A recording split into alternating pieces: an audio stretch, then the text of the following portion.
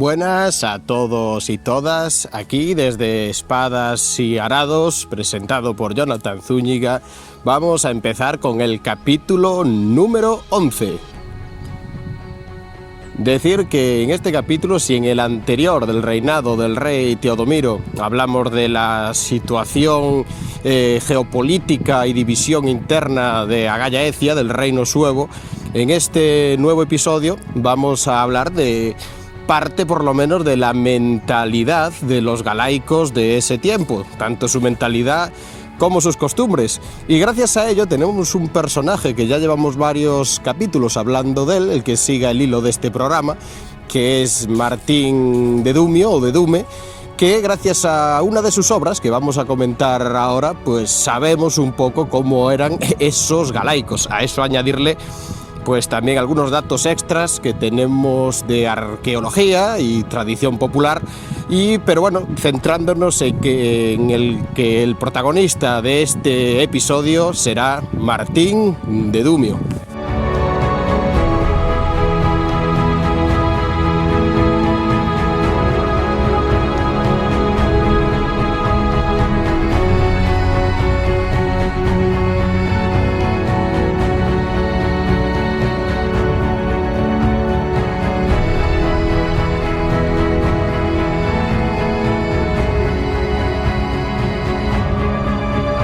Y vamos a empezar, sin repetirnos mucho,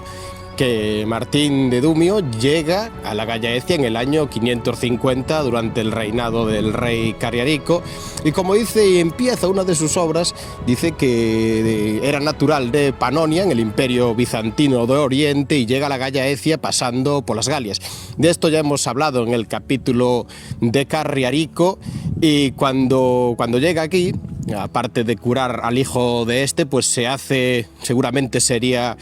un muy bueno dialogando, un buen consejero, y traería ideas nuevas, aparte de, como sabemos por capítulos anteriores, un mensaje, traería seguramente diplomacia con él, algún tipo de pacto que convendría que haría que los suevos, aparte de convertirlos al catolicismo cristiano de nuevo, pues algún tipo de pacto, digamos, geopolítico, para que se entendieran de los visigodos arrianos. Y esto hizo que fuera, pues seguramente ya con Cariarico, pero después con Arimiro y Teodomiro, como podemos decirlo de esta manera, su mano derecha. Primero se instala pues cerca de la capital, de la corte, se instala cerca de Braga y funda un pequeño monasterio en el lugar de Dumio, y ahí será pues su pequeño, digamos, feudo, su pequeño centro de poder interno, siempre cerca de la corte bracarense, que como dijimos en otro capítulo, esta no estaba en la actual Braga, sino a 7 kilómetros en el Monte de los Almendres, y sería pues eso, una persona muy influyente, una persona muy ilustrada, que traería con ella aparte ideas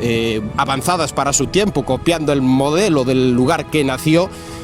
dentro del Imperio Bizantino, y que influiría de tal manera que, por ejemplo, el Parrocciale Sueblo, que hablamos en el anterior episodio, pues seguramente la base de ese trabajo, la gran cabeza pensante y demás, pues es este personaje.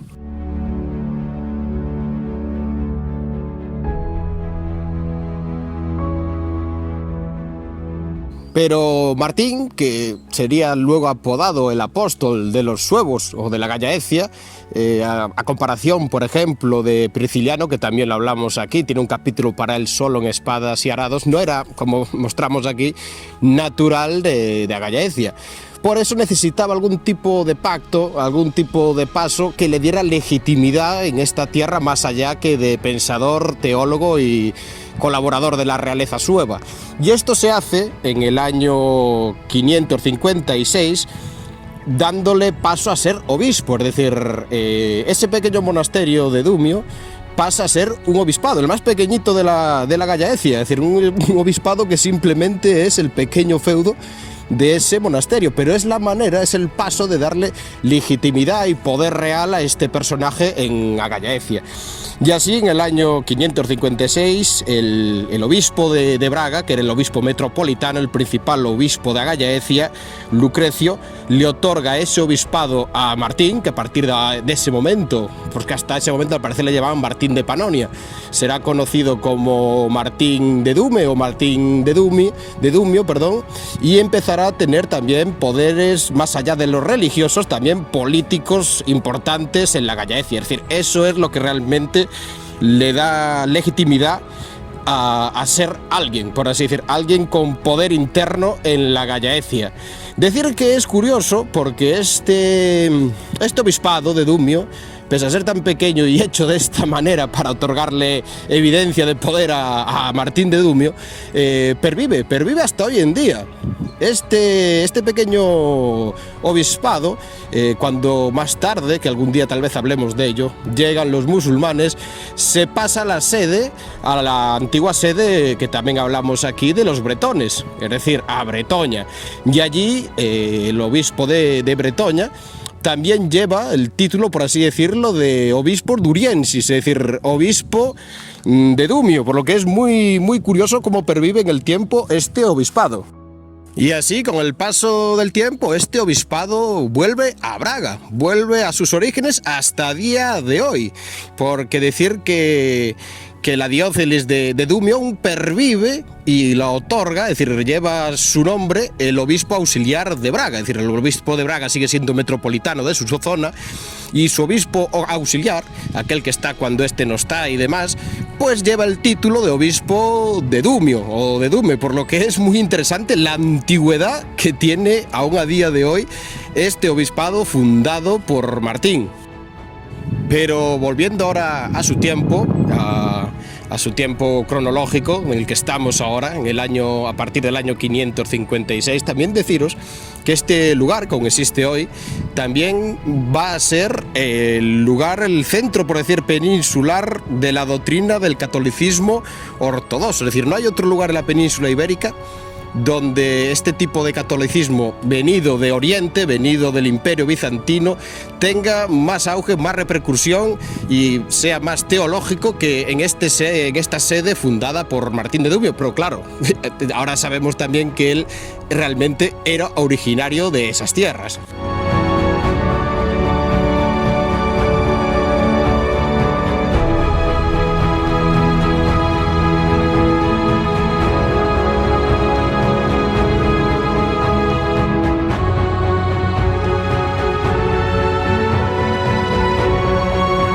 Y fue tan ilustrada su persona, por así decirlo, que otros autores y eclesiásticos de renombre, como Isidoro de Sevilla o Gregorio de Tours, dicen que fue el hombre más letrado de su tiempo. Es decir, por encima de otros autores de la época, pese que la obra de Martín de Dumio realmente, el que se conserve, es muy pequeña,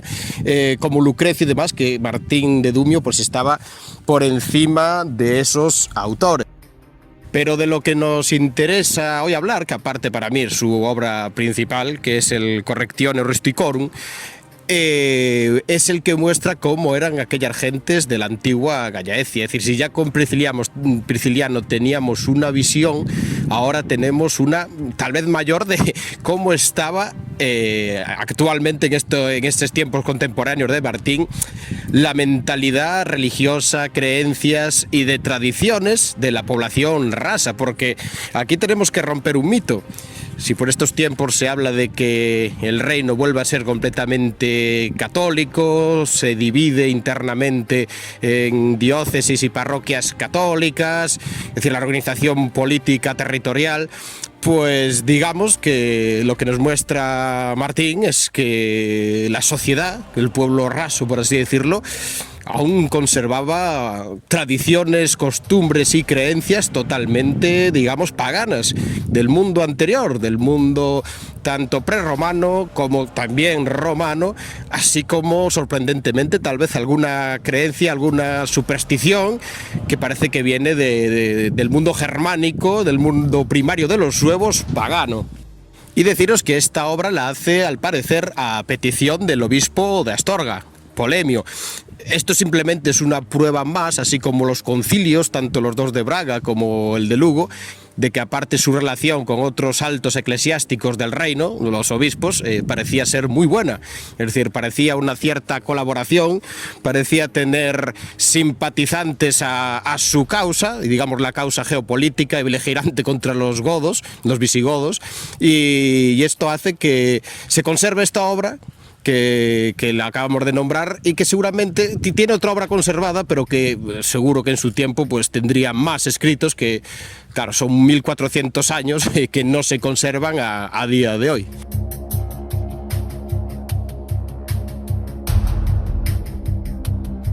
Nombrar toda la obra sería un capítulo demasiado largo, demasiado palajoso, por así decirlo, porque hay partes que tal vez no son tan atractivas. Por eso he decidido recoger diferentes partes del texto donde se muestra bien cómo era la mentalidad galaica de ese tiempo y aparte comentarlos ahora a seguir en este capítulo.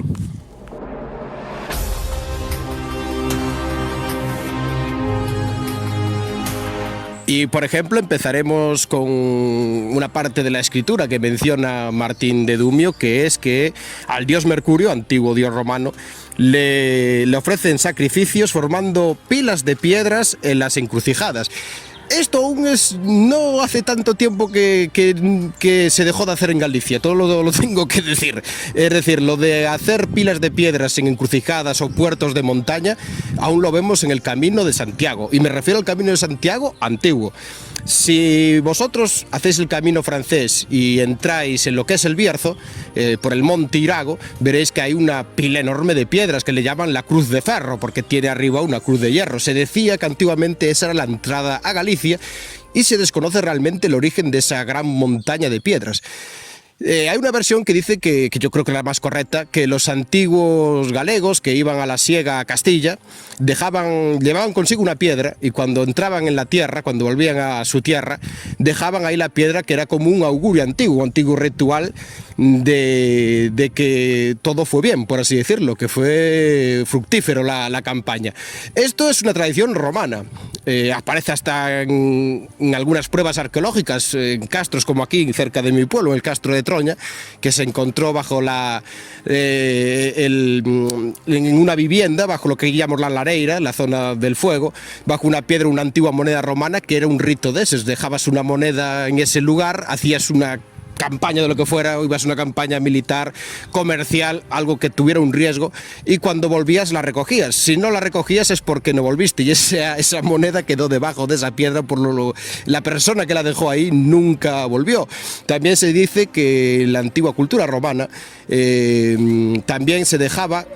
en honor al dios de los puertos de montaña una piedra en el alto del puerto para que fuera un buen augurio el ascenso y descenso de dicho puerto de montaña. Es decir, son creencias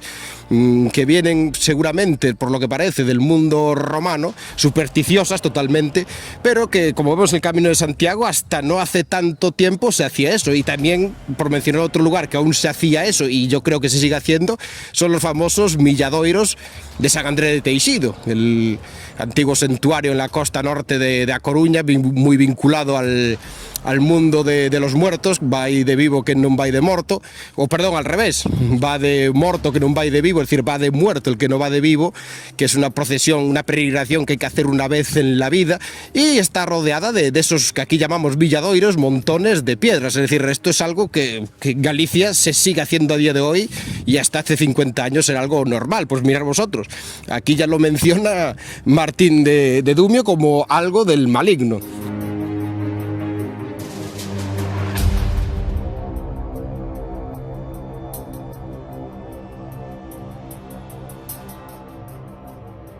Luego, otra parte del texto nos dice que demonios presiden ríos, fuentes y florestas, al cuales ignorantes adoran y entregan sacrificios. Bien, ¿esto qué quiere decir? Seguramente esto viene del mundo más pagano, tradicional, prerromano, del mundo galaico y céltico. Es decir, ríos, fuentes, bosques que siguen mitológicamente perteneciendo a antiguos dioses de esta tierra, y que aún gentes de la Gallaecia, por su superstición o lo que sea, pues hacen sacrificios y los adoran en esos lugares. Esto aún pasa, por ejemplo, en Galicia, en muchos lugares. No son los ríos que heredan nombres de antiguos dioses galaicos anteriores, como Deva y demás, sino montes o montañas que están atribuidos hoy en día, la mayoría cristianizados, a santos, pero que tienen una tradición, un rito y una peregrinación totalmente pagana y anterior. Aquí cerca de mi tierra se me ocurrió, por ejemplo, el monte da Señora da Franqueira, es decir, esto aún sigue pasando hoy en día. Es decir, lo que se refiere como demonios serían esas antiguas divinidades, como ninfas también, y similares, las famosas mouras y mouros galegos. Después en otro párrafo aparece que encienden velas en las piedras, en los árboles, en las fuentes y encrucijadas de los caminos, que es, si no esto, sino adoración al maligno. Es decir, a mí esto me recuerda mucho al tema aquí en Galicia de la Santa Compaña, es decir, que se encienden velas en diferentes lugares, en caminos, es decir, una superstición de que no caminar solo por los caminos, es decir, que si ves la mitología, ahora no voy a entrar en ella, de la Santa Compaña y estas almas en penas como las ánimas que andan por los caminos, es como una forma de protegerse de ellas. Y después también en Galicia, algo que tenemos aún muy a día de hoy actual, es lo que aquí llamamos culto a las pedras, es decir, ciertas piedras que por su forma o lugar, por sus energías, pues tienen leyendas de tesoros, de seres como mouros y mouras que aparecen, gallinas con pollos que pían, como decimos aquí, que en ciertas noches del año, como San Juan, guardan en su interior tesoros, encantamentos o pases a otros mundos. Es decir, se seguía dando culto a esas piedras que al final, si volvemos no tan atrás, aquí en la historia que estamos contando, en la época de Prisciliano, donde sus santuarios para dar misa y demás eran al aire libre en antiguos lugares así de culto, altares de piedra directamente, pues me tiene mucho encaje ahí. Eso, lo de poner velas no tanto, que luego se pasó a poner velas, lo que os decía yo antes, en los famosos petos de ánimas. Es decir, los caminos y demás de Galicia, del norte de Portugal, del noroeste, por así decirlo, están los famosos petos de ánimas, que son para que las almas que andan por los caminos errantes, según el purgatorio, encuentren el camino al más allá, y se le ponen velas a esos petos de ánimas en los caminos.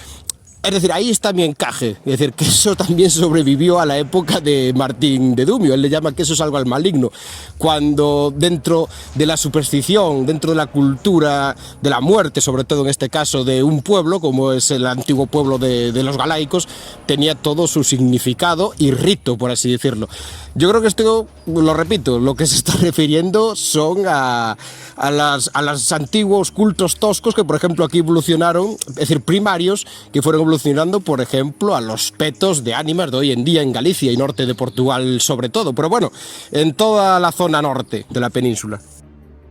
Otra parte del texto nos dice en creer en profecías, augurios o en los días de los ídolos. ¿Qué es eso si no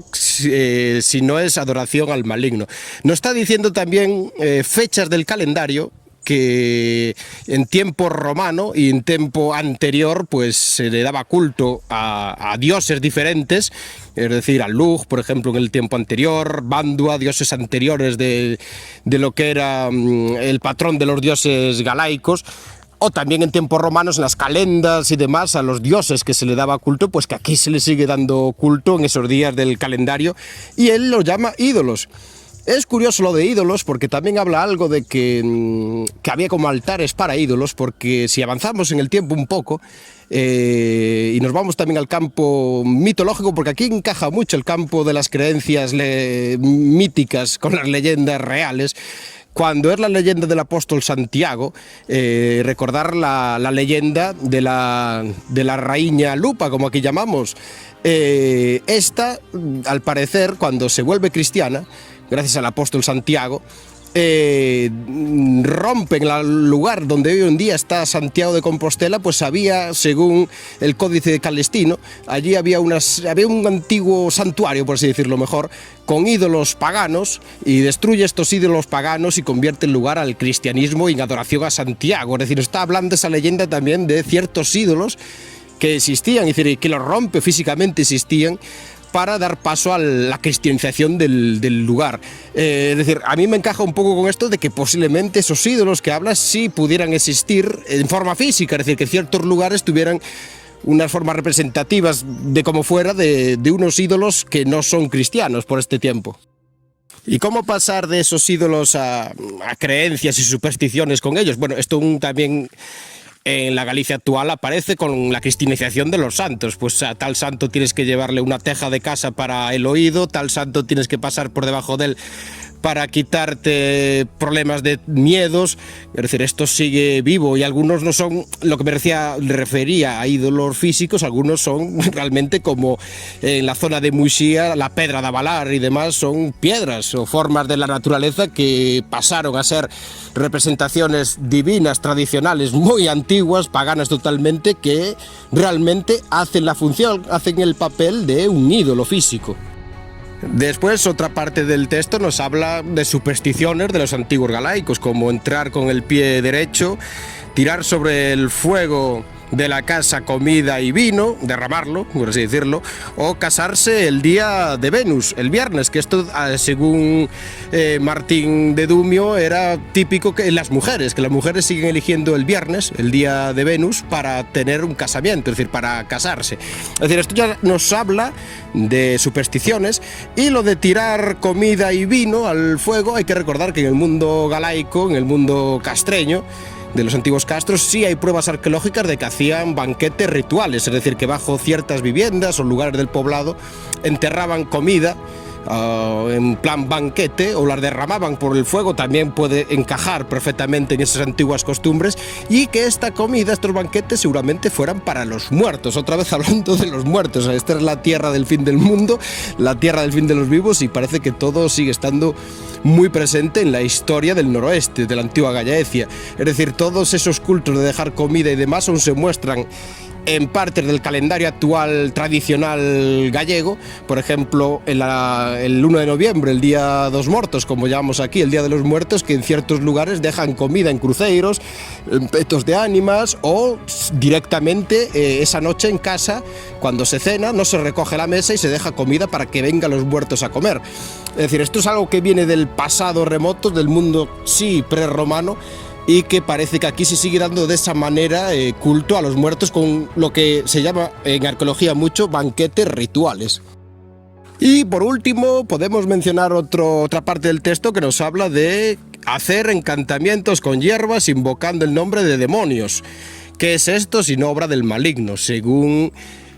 Martín de Dumio? Es decir, esto es otro rito, no es la queimada, no penséis mal que voy a hablar de la queimada, que eso es más actual, pero sí existe el rito, que yo la tengo recogida por mitología galega, leyendas que poco a poco, que algún día también tendré que publicarlas, recogidas entrevistando a gente mayor del rural galego, que hablan de que el mal de hoyo, es decir, el mal de ojo tan típico de estas tierras, que se hace a otra persona para hacerle daño directamente, se rompe siempre con un rito que suele ser a las 12 de la noche,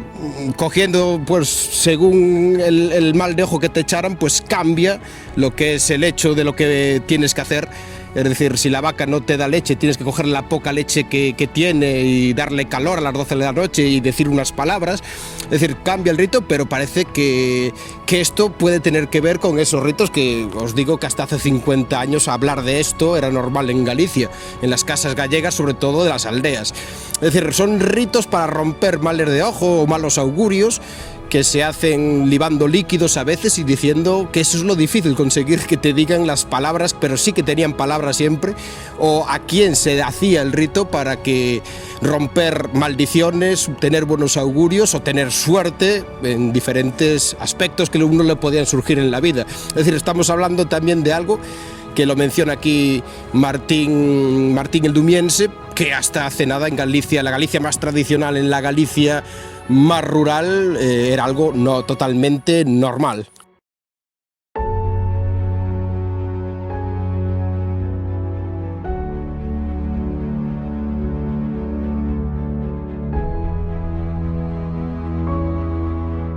Aparte, también vale ahora mencionar algunos aportes de descubrimientos arqueológicos, por así decirlo, recientes, que nos dan la realidad de una sociedad aún totalmente agropecuaria, es decir, ganadera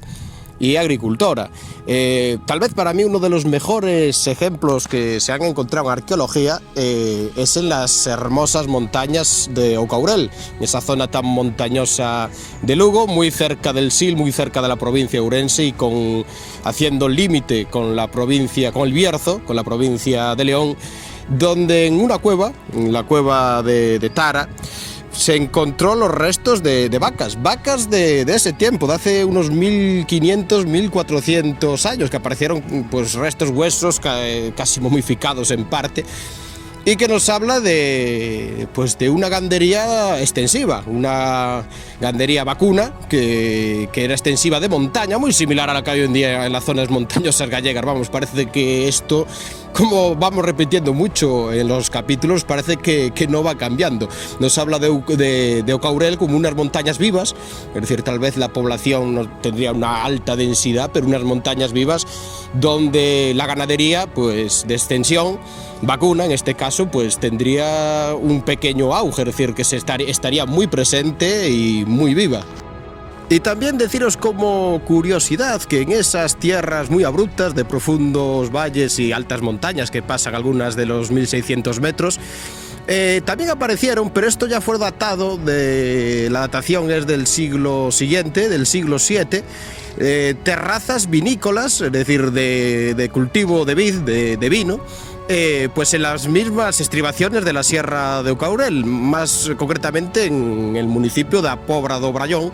pues aparecieron restos de terrazas donde se cultivaba la vid para el vino, y que el carbono 14 ha dado que son del siglo VII, es decir, vemos una zona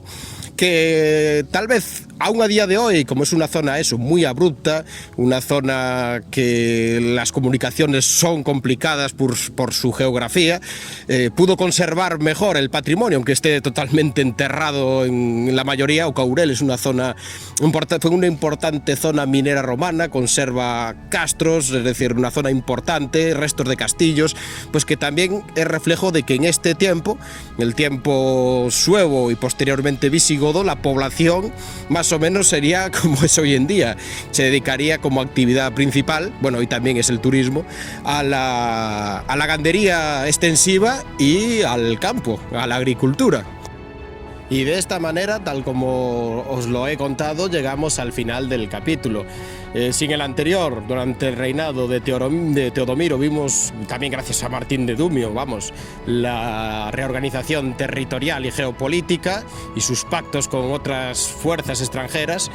Ahora acabamos de ver un poco cómo era la sociedad rasa sueva, con sus creencias, tradiciones, supersticiones. Es decir, estos dos capítulos creo que nos han dado una visión muy buena del reino para dar paso ya a lo que será el reinado de Miro, que será ya un reinado donde el conflicto ya será más abierto contra los visigodos. Es decir, todo lo que ha recuperado el reino en realmente poco tiempo de los años oscuros, del periodo oscuro, todo lo que ha florecido en un par de reinados, por así decirlo, ahora llega el momento, a partir de ahora, de que dé fruto, de ver si realmente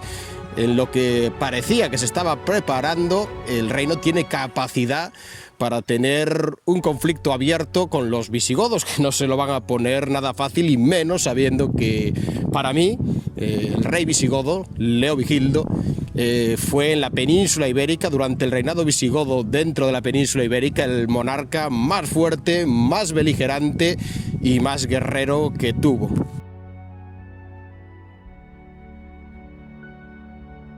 Y de esta manera, con todo lo expuesto, todo lo explicado, llegamos al final de este capítulo número 11 en Espadas y Arados por Jonathan Zúñiga. Así que, amigos y amigas, tendré que tengáis un gran y hermoso día. Desde la tierra del fin del mundo, un saudiño y aburiño.